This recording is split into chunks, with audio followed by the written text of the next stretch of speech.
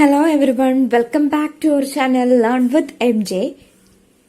Today we are looking into the topic the emergence of sociology in Europe. Since the formation of societies and groups, men have started thinking about societies and groups. Yet sociology is a modern science not more than 160 years old. The study of society in a scientific way started only after 1839 when Auguste Comte, the father of sociology, had coined this term. It is true that in the writings of philosophers and religious teachers of all civilizations, we find concerns about society. For example, Kaudilya's Arthashastra, Aristotle's Politics, Ibn Khaldun's Muqaddimah, etc. analyze society in those ways which are still of interest to the sociologist. In real sense, a new science of society and a new name was created in 1839. Sociology emerged as a discipline early in the 19th century. Sociology is not an old discipline. Its roots were not much deeper in the soil of time. But it doesn't mean that the people in the past never tried to understand and study the society. But there is not any discipline to study society. Sociology as a discipline not emerged surprisingly or immediately. There are many factors behind its emergence. Some intellectual, some social, various movements are all the factors behind the emergence of sociology. The conditions which were responsible for the emergence of sociology were both intellectual and social.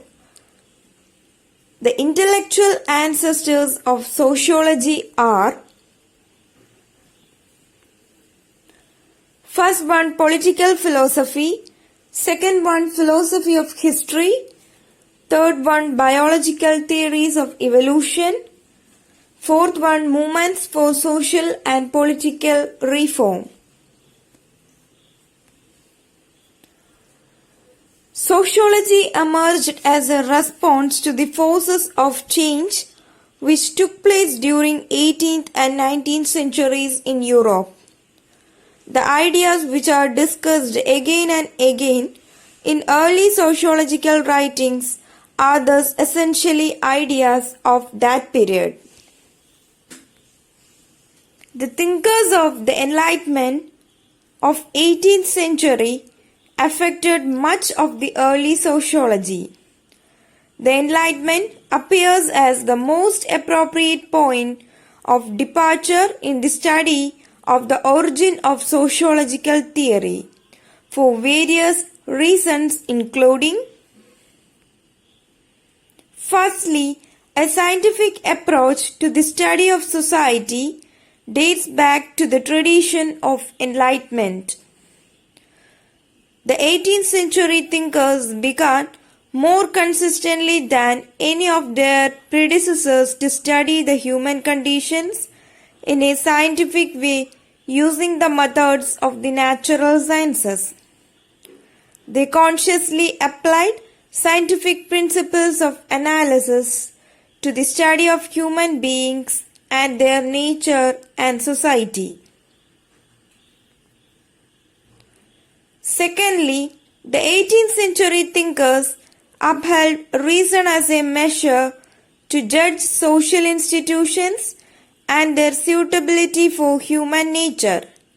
Human beings, according to them, are essentially rational, and this rationality can lead them to freedom of thought and action. Thirdly, the 18th century thinkers believed that human beings are capable of attaining perfection. By criticizing and changing social institutions, they can create for themselves even greater degrees of freedom, which in turn would enable them increasingly to actualize the potentially creative powers. The philosophy of history. In the early part of the 19th century, the philosophy of history became an important intellectual influence.